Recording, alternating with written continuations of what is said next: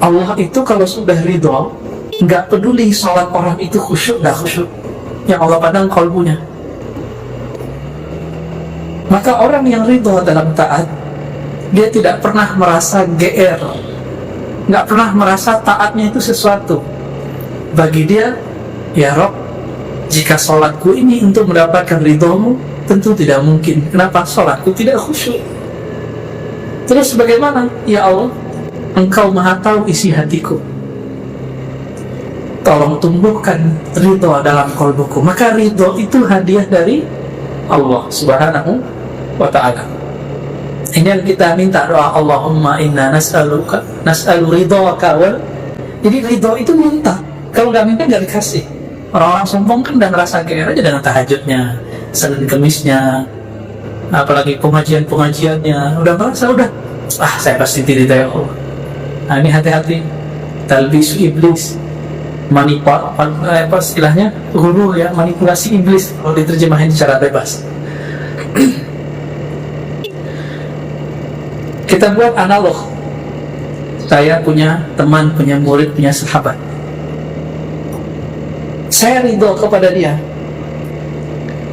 saya terima dia. Kalau saya sudah ridho, dia salah, saya maafkan nggak?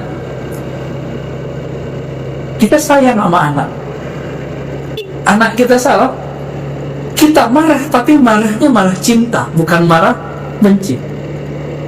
Maka jika Allah sudah ridho kepada hamba, jika ia marah, marahnya marah sayang. Jika Allah ridho kepada hamba, tidak khusyuk pun hamba, Allah terima salatnya. Allah kalau sudah ridho kepada hamba, hambanya tidak sempurna, Allah yang sempurnakan.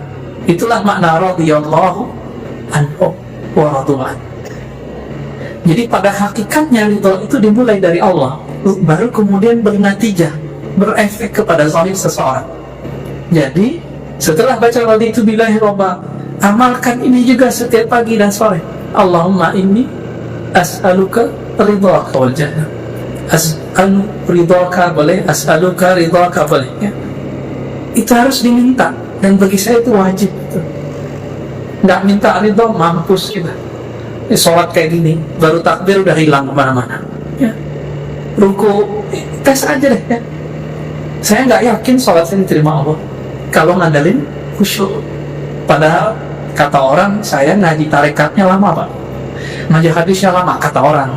Tapi kan saya tahu diri saya sendiri, aib saya ngerti.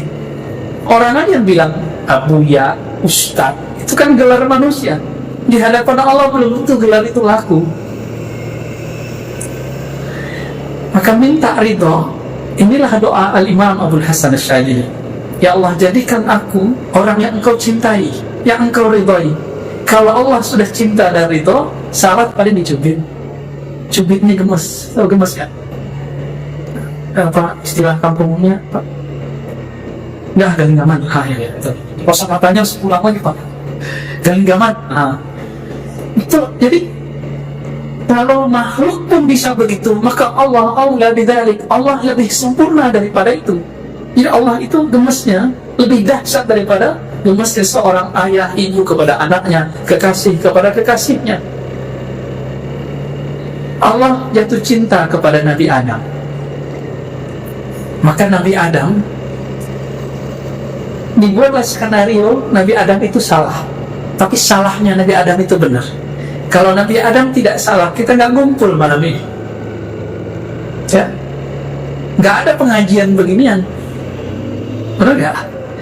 Ruh kolbu itu makanannya majelis begini Pak. Girang kolbu itu, kalau dia girang dia bisa nangis, dia bisa senyum, dia bisa bahagia. Tahu-tahu udah azan aja. Itu girangnya kolbu.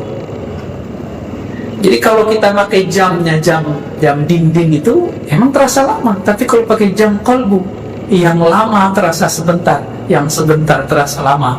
Itu sebabnya kalau ada riwayat Nabi Adam itu sujudnya 40 tahun, saya percaya. Tapi riwayat yang sahih menurut saya 40 hari. Jadi ketika beliau diusir, ihbitu itu kan bahasa Arab habit, jatuh atau turun dari khayangan, kan kira-kira begitu ya, khayangan surga, turun ke bumi, beliau sadar dan beliau sujud. Allah itu sangat girang melihat hambanya sujud, nangis.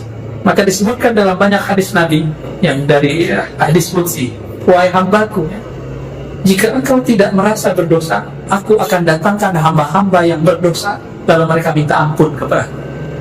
Jadi kalau kita ini merasa suci tiap hari, nanti kita dihabiskan oleh Allah. Allah ganti generasi ini dan datanglah orang-orang para pendosa, dan para pendosa ini manja kepada Allah, ya Allah, saya salah, tolong maafin.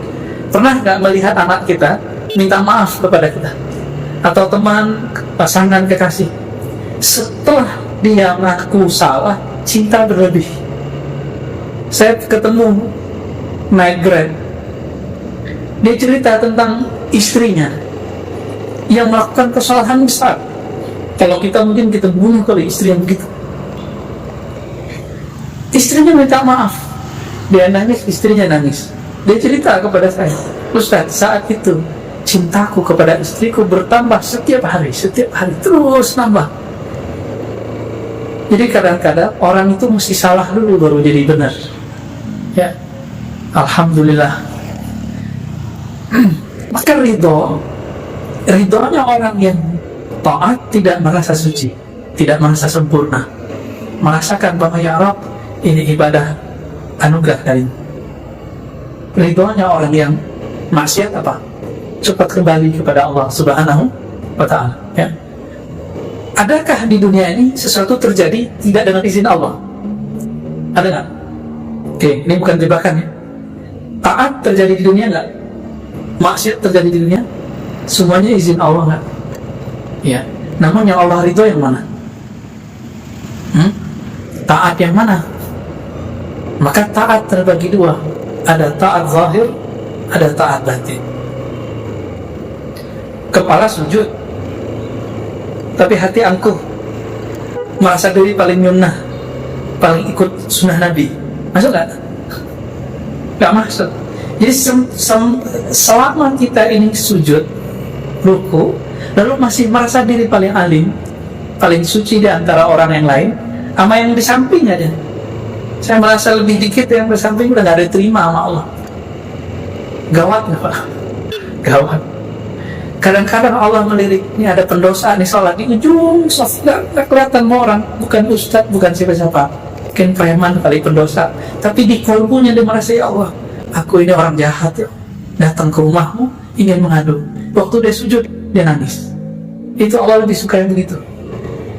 Tangisannya hamba yang mengaku salah itu lebih diterima daripada Allah, oleh Allah SWT, daripada kebanggaan orang taat dengan taatnya.